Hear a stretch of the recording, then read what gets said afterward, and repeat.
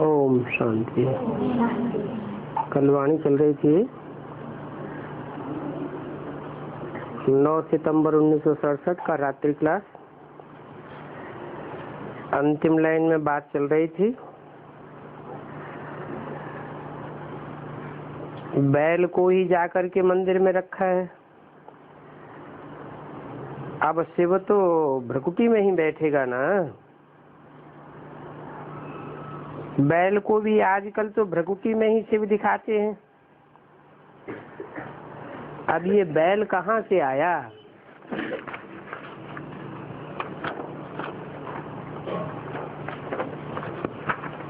भगवान आवेगा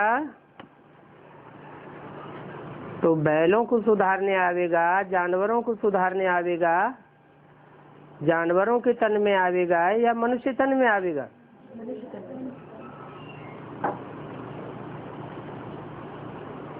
शंकर को दिखाते हैं सूक्ष्म वतन में। अब वहां सर्प कहां से आया? सूक्ष्म वतन में तो सर्प होते नहीं। सर्प तो इस साकार दुनिया में होते हैं। तो आखिर वास्तविकता क्या है? शंकर की सवारी होती है बैल पर और शंकर में शिव प्रवेश करते हैं। इसलिए शंकर के मस्तक में तीसरा नेत्र दिखाया जाता है, उसे कहते हैं शिव नेत्र। तो शिव प्रवेश करता है शंकर में और शंकर सवारी करते हैं बैल पर।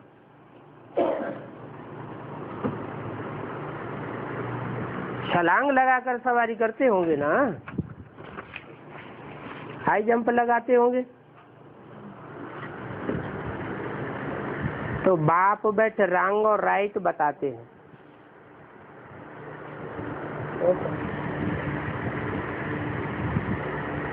कि सूक्ष्म वतन क्या है, शंकर का तीसरा नेत्र क्या है, बैल क्या है, और मंदिर में जो बैल यादगार दिखाया गया है कहाँ पर बैठा हुआ दिखाते हैं? जहाँ जलाधारी से पानी गिरता है वहाँ बैल बैठा हुआ दिखाते हैं। बुद्धि में किसी के आता नहीं है। माया के राज्य में झूठी माया झूठी काया है, क्योंकि सब शरीर विष से पैदा हुए हैं ना। 9 सितंबर 67 की वाणी का दूसरा पेज।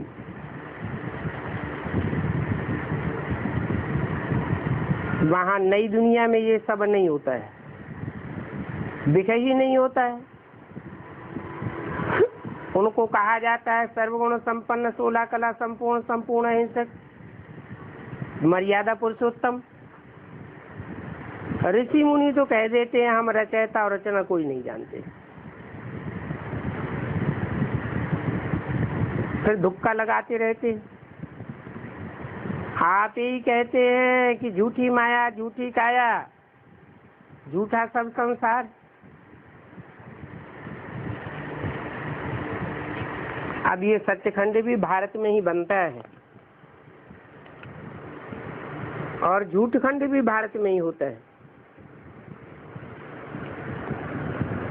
अभी तो बच्चों को ज्ञान का तीसरा नेत्र मिलता है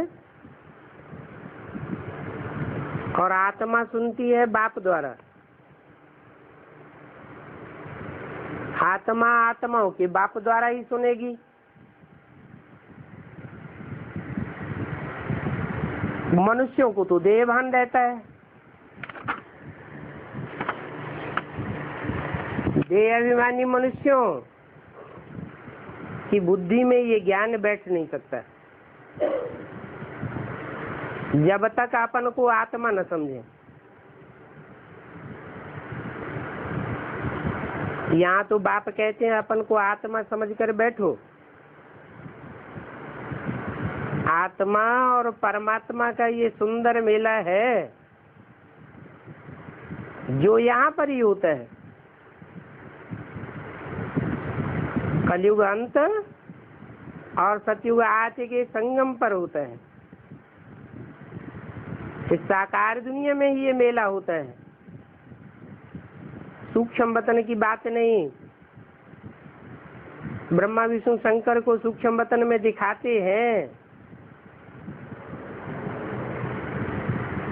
परंतु कोई ऊपर ऐसा वतन नहीं है। इसलिए मुरलियों में कई जगह सूक्ष्म वतन को उड़ा दिया है।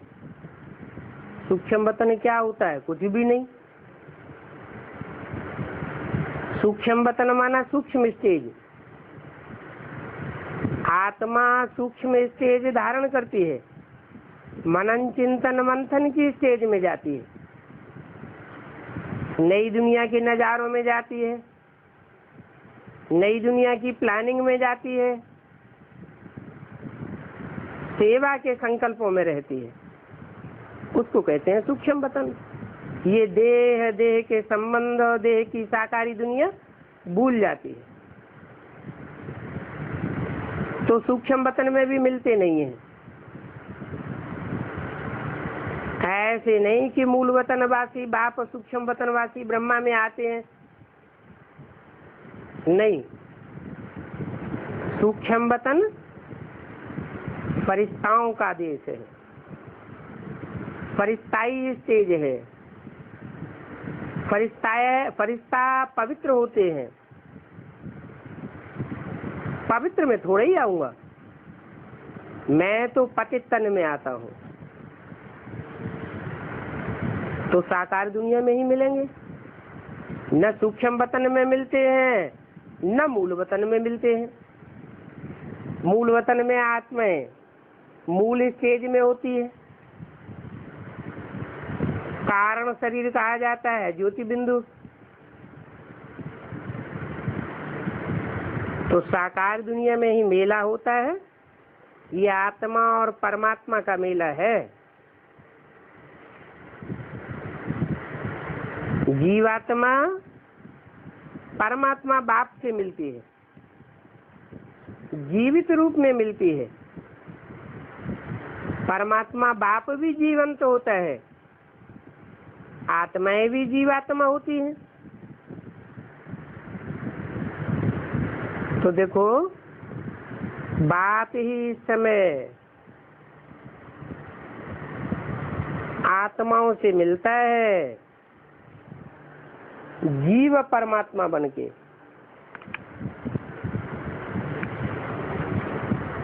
परमधाम तो घर है आत्माओं के रहने का। वहाँ आत्माओं का कोई मिलन मेला नहीं होता है, क्योंकि वहाँ तो शरीर ही नहीं होता है। जब शरीर ही नहीं तो मिलेंगे कैसे? बिना शरीर के आत्मा तो जड़वत हो जाती है। मिलने करने का सवाल ही नहीं, कोई अनुभूति ही नहीं, तो उनको मेला नहीं कहेंगे। मेला तो अभी है जबकि बच्चे मिलते हैं बाप से। बाप देता है और तुम बच्चे लेते हो। क्या देता है? खुशियां देता है। तुम बच्चे खुशियां लेते हो। सुख देता है, तुम सुख लेते हो। बाप देता है। तो ये लेना देना होता है। बाप प्यार का सागर है ना, तो प्यार ही देता होगा। बाप बहुत दान करते हैं। तुम भी सब कुछ बाप को अर्पण कर देते हो। भारतीय महान दानी गाया जाता है।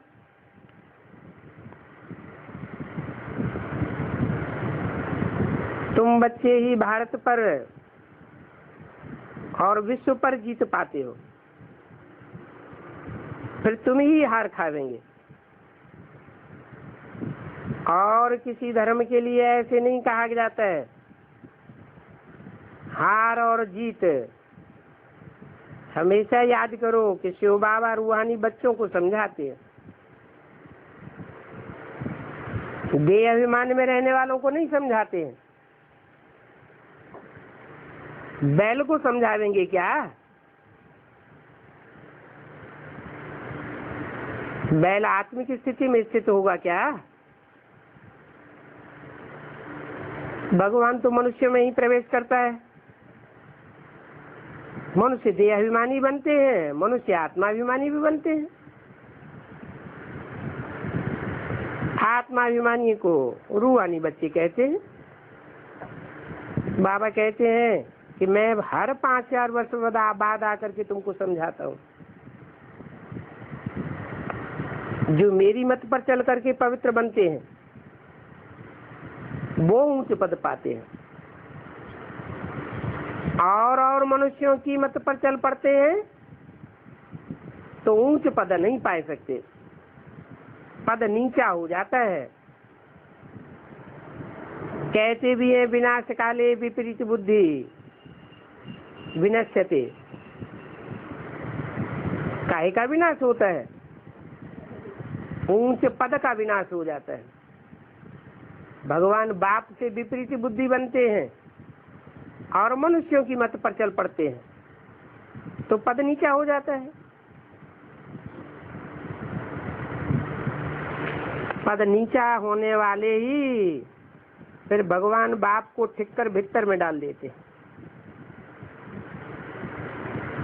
तुम्हारी तो कितनी प्रीति बुद्धि है, एक बाप से प्रीति बुद्धि है। तुम रूहानी पंडे हो, रूहानी यात्रा कराते हो। यात्रा आत्मा ही करती है और ये तो रूहानी यात्रा है। वो जिस्मानी पंडे होते हैं, तुम रूहानी पंडे हो। अभी तमो प्रधान जरूर बने हैं,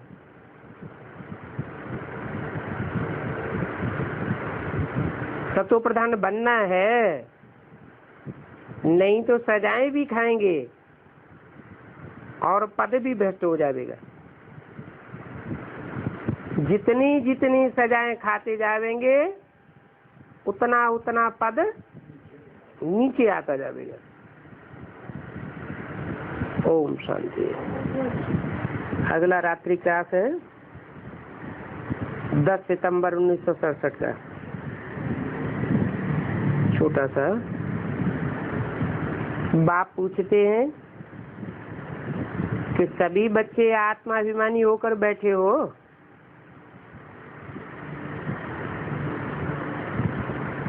मेहनत ही सारी इस बात में है।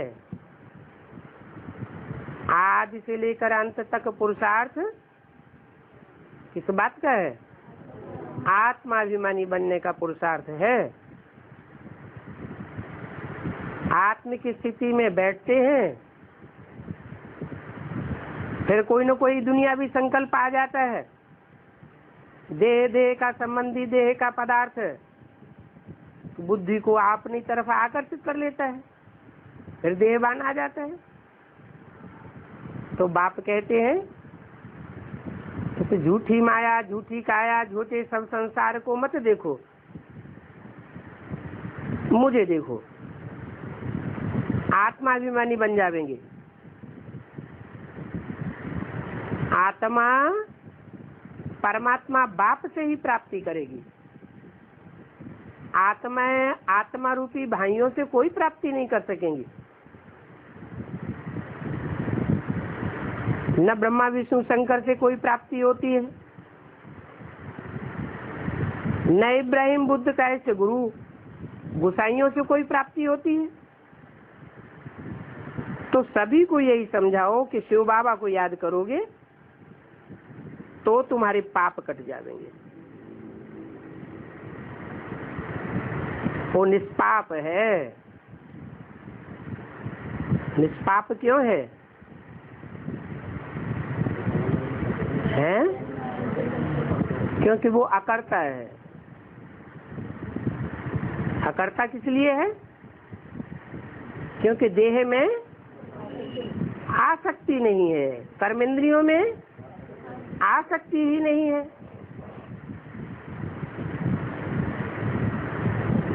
तुम्हारे पाप कटेंगे ही उसकी याद से।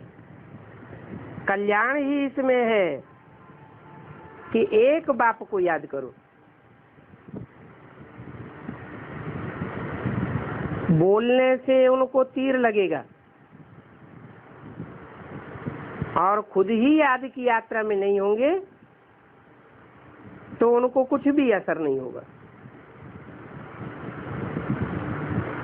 मूल बात है याद की। तुम बोलते हो कि हम भूल जाते हैं।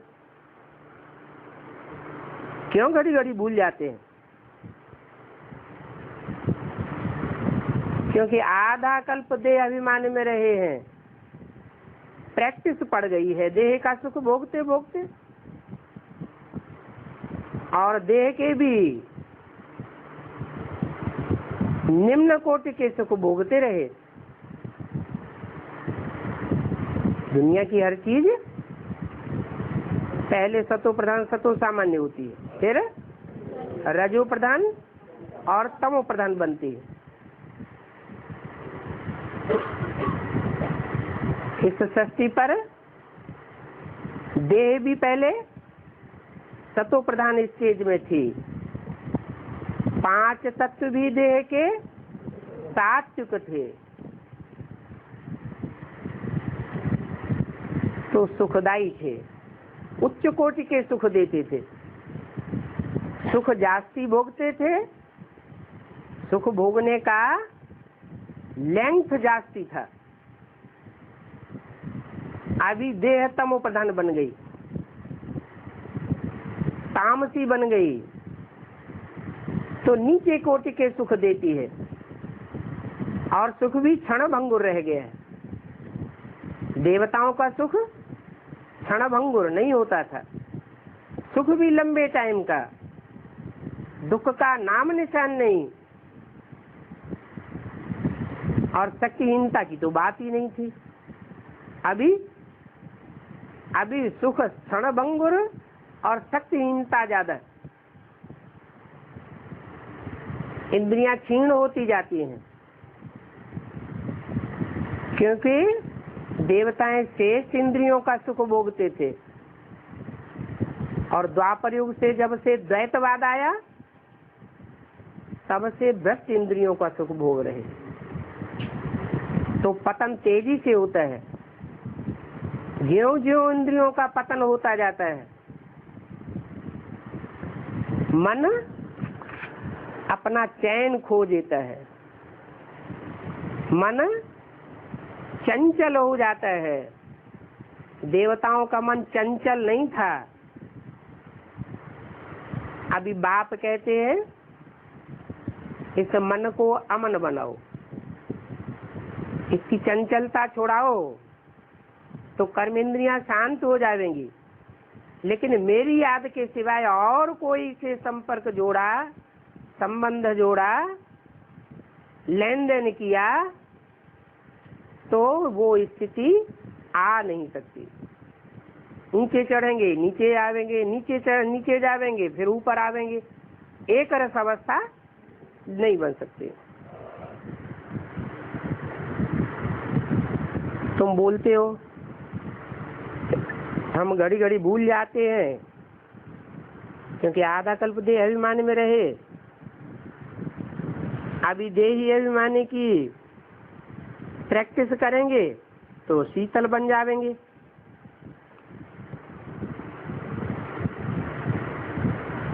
देह अभिमान का तंत्र भी निकल जाएगा, तो आत्मा शीतल हो जाएगी। तो मुख्य बात पर ही ध्यान देना है, मुरली सुनना और औरों को मुरली सुनाना, ये बात तो बड़ी सहज है। मुख्य है याद। ये तो जानते हो कि शिव बाबा हमारा बाबा भी है।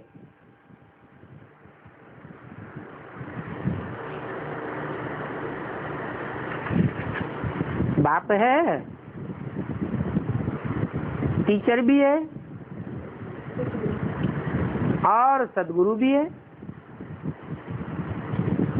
बाप है तो क्या देता है?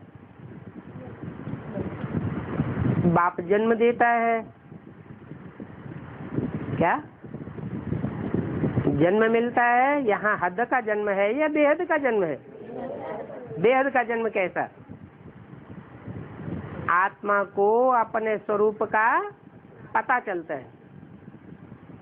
मैं किस देश विशेष की, किस खंड की, किस धर्म खंड की विशेष आत्मा हूँ, किस ग्रुप की हूँ, कौन से धर्म की आत्मा हूँ, किस धर्म विशेष में मुझे विशेष पार्ट बजाना है।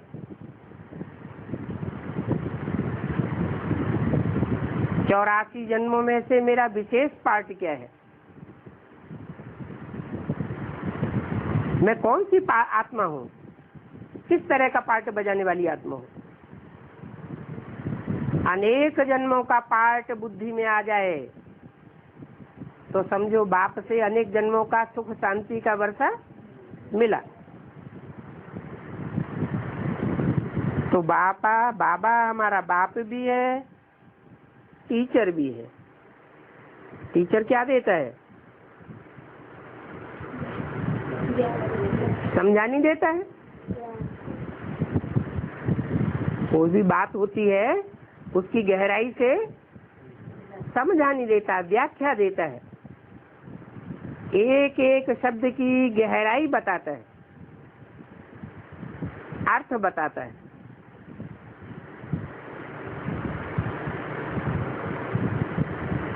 माता भी पढ़ाई पढ़ाती है।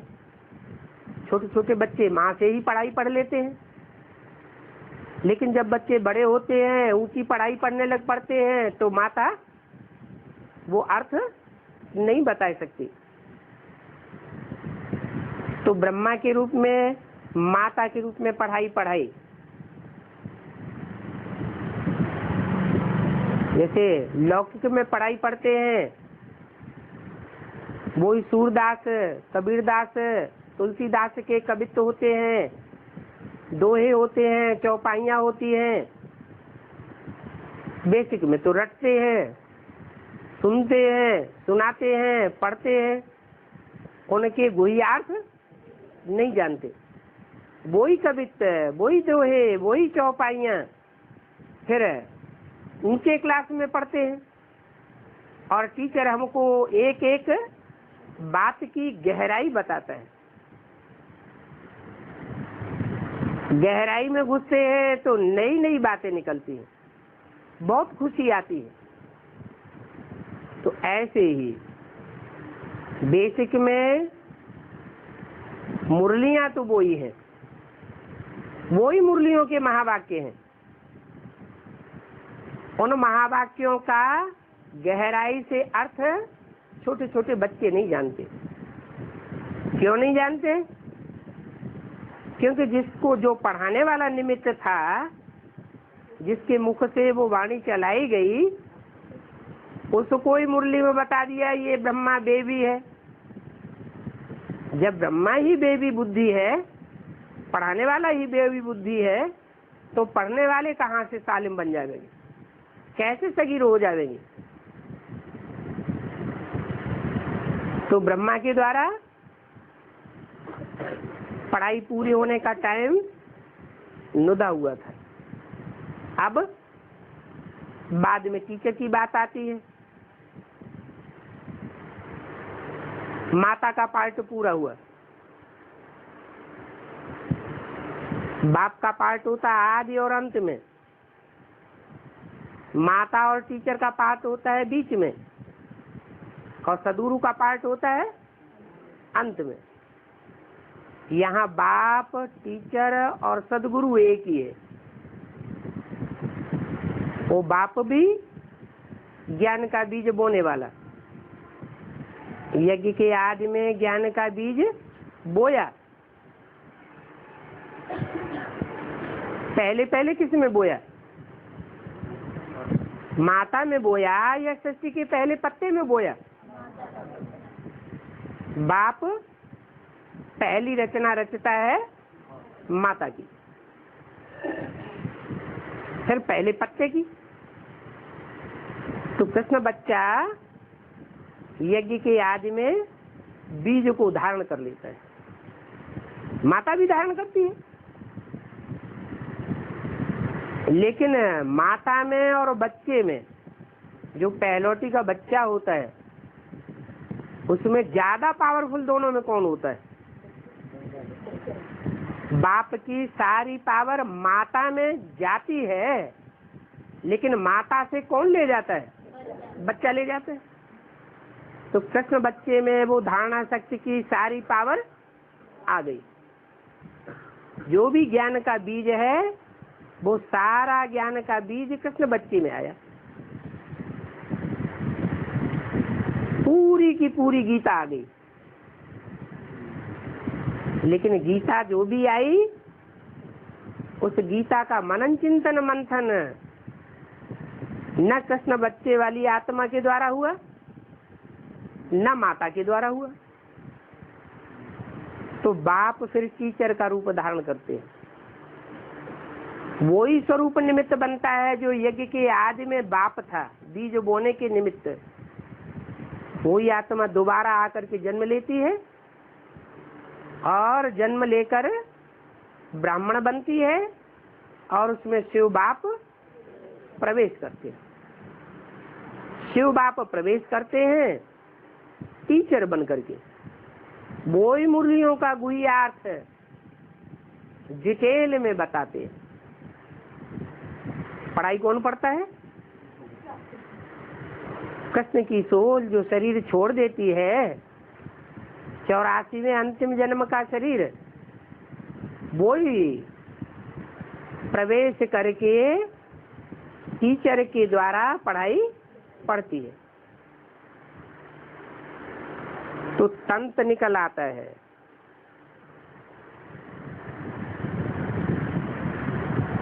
वो टीचर भी है, तंत निकाल के देता है ना। फिर गुरु भी है, सदगति करने वाला।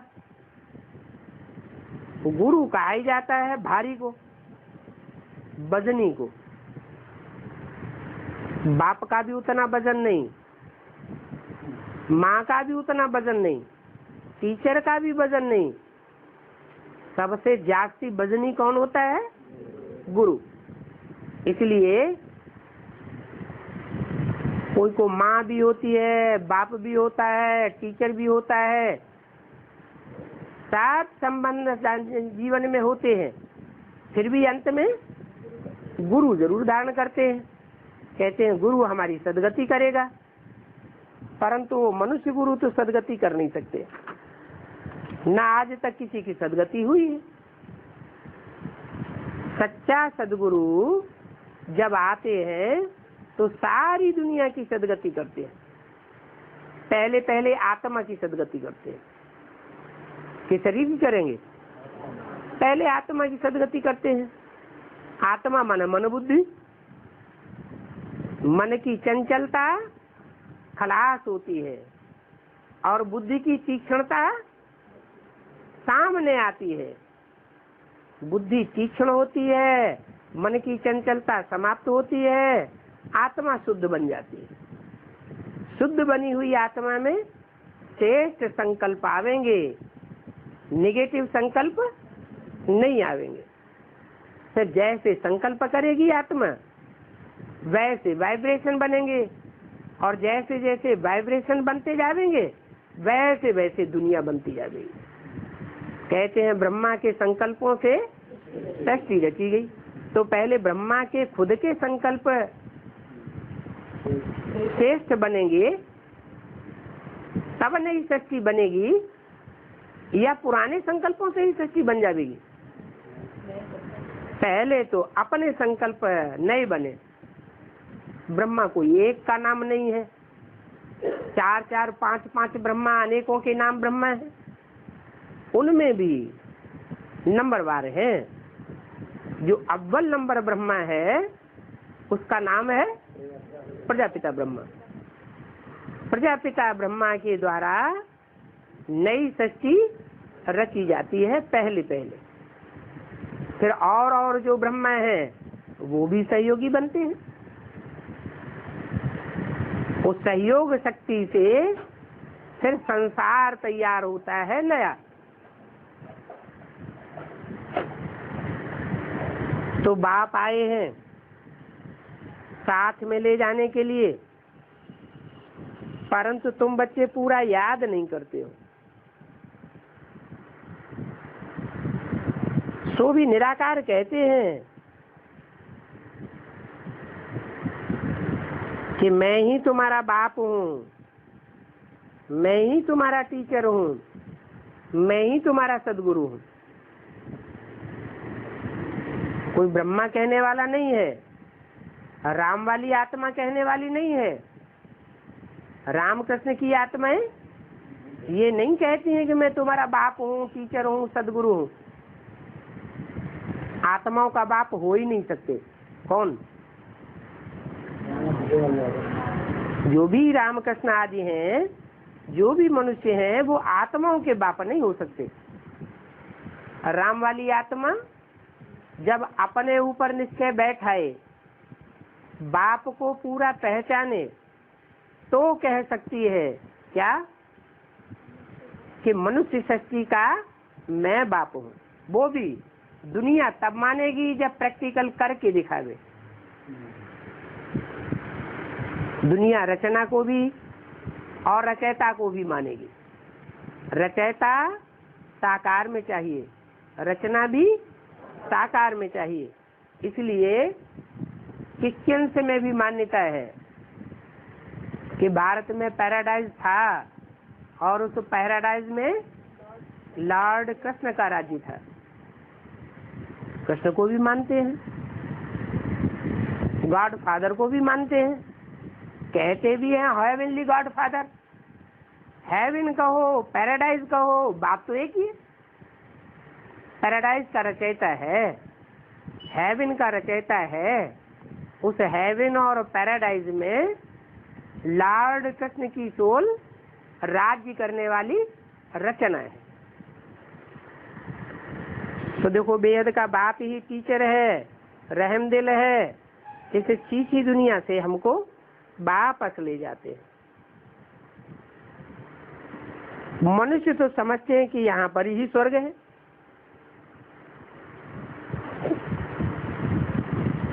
तुम नहीं समझते हो। और दुनिया भी जो मनुष्य हैं क्या समझते हैं? जिनके पास पैसा है, धन धान्य है, करोड़पति हैं, अरबपति हैं, मल्टी मिलियनर हैं, वो क्या समझते हैं? इसी दुनिया में स्वर्ग है। कहते हैं स्वर्ग कोई दूसरा थोड़ी है। इसी दुनिया में नरक है, इसी दुनिया में स्वर्ग है। जो नालों के किनारे रहते हैं वो नरक में है। हम महलों में रहते हैं तो हम स्वर्ग में हैं। बाप समझाते हैं कि बच्चे, अब ये सारी दुनिया नरक है। क्या सारी दुनिया स्वर्ग नहीं है? थी और अब नरक है।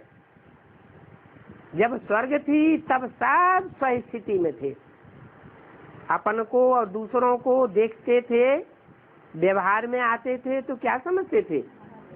आत्मा समझते थे। ज्योति बिंदु आत्मा ही देखने में आती थी। अब वो स्थिति खलास हो गई। देह के सुख भोगते भोगते देवताएं भी नीचे गिरे, बल उच्च कोटि के सुख भोगते थे। सुख भोगने से आत्मा नीचे गिरती है। इसलिए बाप कहते हैं कि देह को याद ही न करो।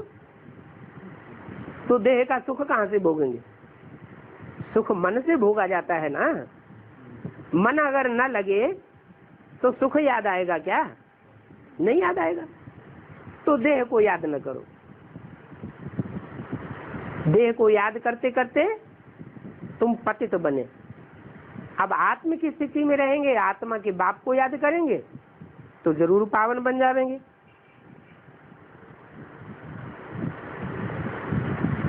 तो बाप समझाते हैं स्वर्ग सतयुग को कहा जाता है, वही सच्चाई है,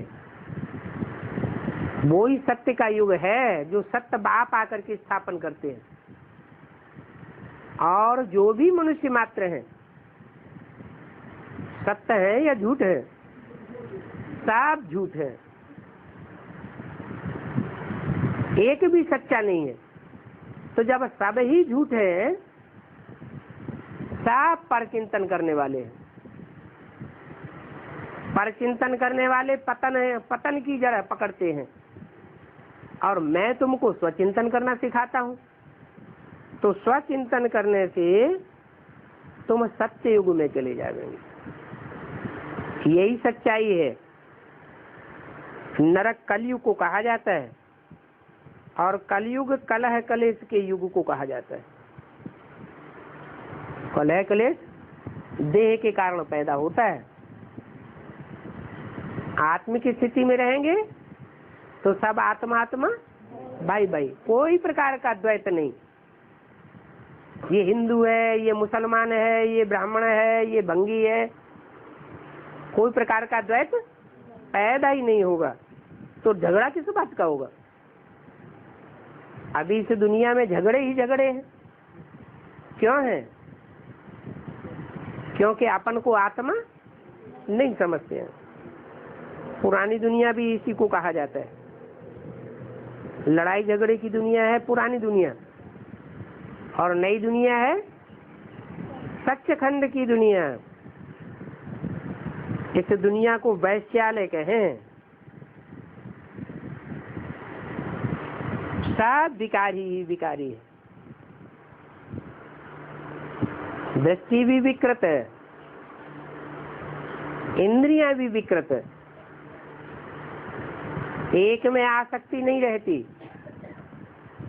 न दृष्टि की आसक्ति एक में, न इंद्रियों की आसक्ति एक में, अनेकों में आसक्त होती रहती है। तो इस दुनिया को वैश्यालय ही कहेंगे ना। निर्विकारी को वाइसलेस कहा जाता है। वहां कोई विकार नहीं होते। भी माना विपरीत, कार माना कर्म, कोई विपरीत कर्म नहीं होता। इंद्रियां कोई भी विचार का काम नहीं करती। आंखें भी किसी प्रकार से विचारी नहीं होती। राधा की दृष्टि कृष्ण में डूबेगी, कृष्ण की दृष्टि राधा में डूबेगी। और कोई एक जन्म की बात नहीं, जन्म जन्मांतर पूरा 21 जन्म ये स्टेज आधा कल्प तक रहती है। इतनी सी सहज बात को भी कोई विद्वान, कोई आचार्य समझ नहीं पाते हैं। तुम बच्चे भी कहते हो बाबा हम भूल जाते हैं, हमारा योग नहीं लगता है। अरे तुम रोज मुरली पढ़ते रहते हो, फिर भी टीचर को भूल जाते हो। बाप ने कितना सहज बता दिया, परंतु माया बहुत प्रबल है, बलवान है। ये माया क्या चीज है वो भी नहीं जानते हैं। क्या चीज है?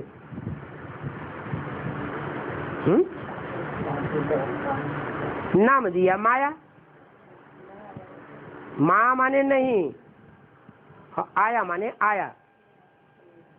ना आई होती तो बहुत अच्छा था। ये माया आई और हमको देवान में ला देती है। तो बाप कहते हैं ये माया क्या चीज है जो हमको घड़ी घड़ी विकारी बनाई देती है, विपरीत कर्म कराए देती है। बाप हमें अच्छी अच्छी बातें बताते हैं और माया हमको खराब रास्ते में लगा देती है। हमें गड्ढे में गिराती है, बाप हमको ऊपर चढ़ाते हैं।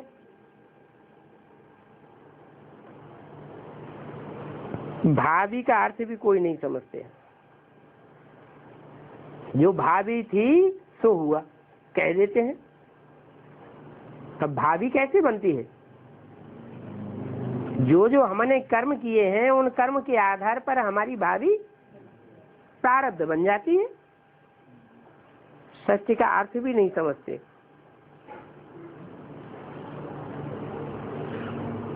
जो सृजन होता है, एक में से एक, दूसरे में से तीसरा, तीसरे में से चौथा, पैदाइश होती रहती है। एक पीढ़ी के बाद दूसरी, दूसरी के बाद तीसरी, तीसरी के बाद चौथी, पीढ़ी दर पीढ़ी नया नया जन्म होता रहता है। इसको कहते हैं सृजन, सृष्टि। तो जैसे जैसे सृजन बढ़ता जाता है, दुनिया की आबादी बढ़ती जाती है। कहाँ से आती है आत्माएं? नई नई आत्माएं तो ऊपर से ही आती हैं, परंतु जो पुरानी आत्माएं हैं उनको जाने का रास्ता नहीं मिलता। गुरु लोग उनको और ही भटकाए देते हैं, तो पुरानी पुरानी आत्मा जास्ती नीचे गिरती है। सबसे पुराने कौन है? सबसे पुराने तुम बच्चे हो। तो तुमको ये माया बहुत भटकाती है। कौन हुई माया? ये माया रावण कौन हुआ? ना आए होते तो अच्छा था। कौन आए जिन्होंने भटकाई दिया है? इब्राहिम, बुद्ध, क्राइस्ट, गुरु नानक, ये जो जो धर्म पिताएं आए, इन्होंने सब ने भटकाई दिया। इब्राहिम आए, उनकी बुद्धि में तो स्वर्ग होता ही नहीं है। इन्होंने किसी भी जन्म में स्वर्ग देखा ही नहीं। वो स्वर्ग की परिभाषा जानते ही नहीं। उनको कितना भी समझाया जाए, स्वर्ग स्वस्थिति की दुनिया को कहा जाता है, परंतु उनकी बुद्धि में बैठने वाला नहीं है। वो आते ही देह बहाने में जीते हैं और व्यभिचार शुरू करते हैं।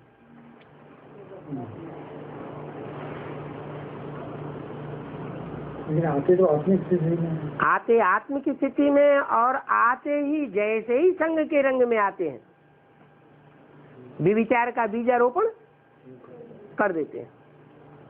वहां से वैश्यालय शुरू होता है। तो बताया ये माया क्या चीज है? ना आया होता तो अच्छा था। शिव बाबा आया, ये तो बहुत अच्छा हुआ। परम धाम से शिव बाबा आया, ये तो बहुत अच्छा हुआ। लेकिन कौन ना आया होता? इसलिए मुरली में एक में बोला, रावण कौन? जरूर कहेंगे ये गुरु लोग। ये गुरु लोग जब से आए, मनुष्य गुरु, इन्होंने आकर के दुनिया को नीचे गिराना शुरू कर दिया। खुद भी नीचे गिरते जाते और अपने फॉलोअर्स को भी नीचे गिराते जाते, और जिनमें प्रवेश करते हैं उनको भी नीचे गिरा देते। और बाप क्या करते हैं? बाप जिसमें प्रवेश करते हैं उसको भी ऊंचा उठाते, और बाप की बातों को जो फॉलो करते हैं वो भी ऊंचे उठते। ऐसा कोई मनुष्य मात्र नहीं रहता इस सृष्टि पर जो ऊंचा न उठे। बल है तो नंबरवार। जितना मानेंगे उतना करेंगे, उतना ऊंचे उठेंगे। तो ये सृष्टि चक्र ऐसे ही चलता रहता है। ड्रामा में नूद है क्या कि माया रावण भी आवेगा जरूर। क्या भगवान बाप भी आवेगा जरूर, और माया रावण भी आवेगा जरूर। ये ड्रामा है, नाटक है। नाटक में अगर विलियन न हो तो नाटक का मजा ही न हो। तो हीरो भी है और इसका विलयन भी है। बाप कितना सहज समझाते हैं। कहते हैं बल कोई मायावी रूप धारण करके आता है, रावण बन के आता है, तुम कोई के साथ कड़ुए न बनो, बहुत मीठे बन करके रहो। ये क्या बात हुई?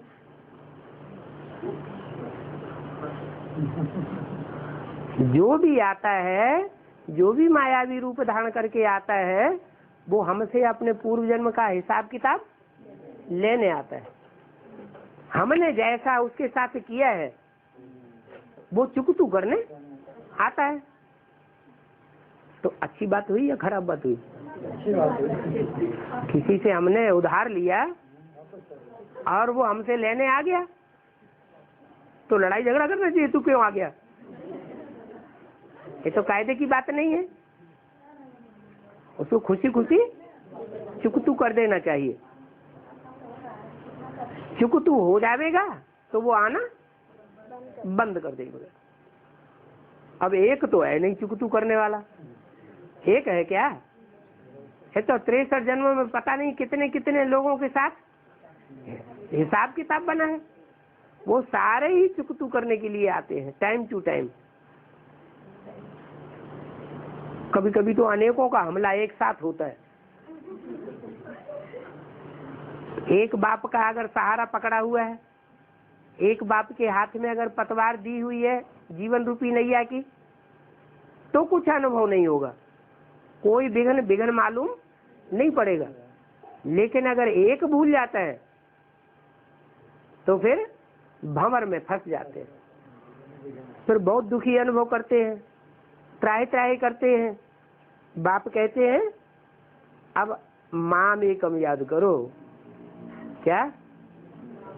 औरों का आसरा छोड़ दो, बहुत मीठा बनो, शांति में ही अपने नशे में रहना चाहिए,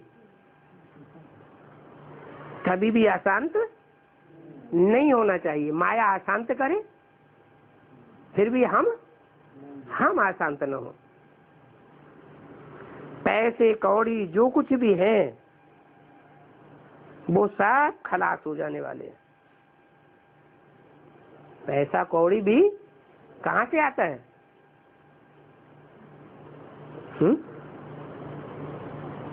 बाहुबल से आता है ना। पैसा कौड़ी कहाँ से आता है?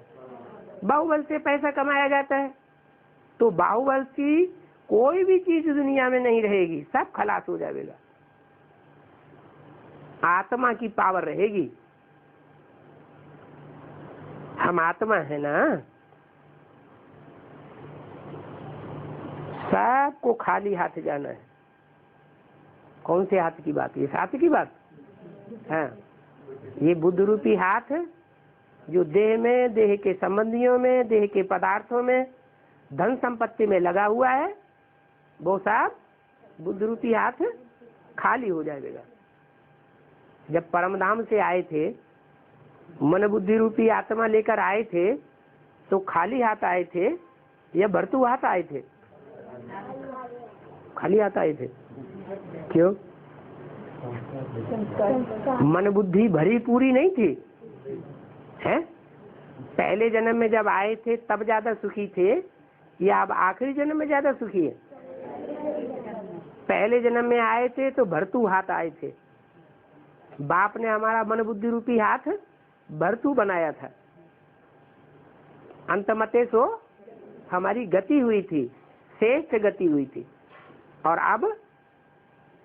अब ये विधर्मी आत्माएं जो आई, विधर्मी जो गुरु आए, उन्होंने हमारे हाथ खाली कर दिए। देह अभिमान में आते रहे, संग के रंग में आते रहे और हम खाली हाथ हो गए। अब सारी दुनिया खलास होनी,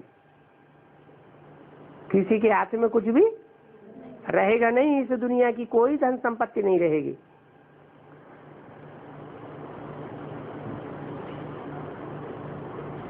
तो पक्का कर लेना चाहिए कि हम आत्मा हैं।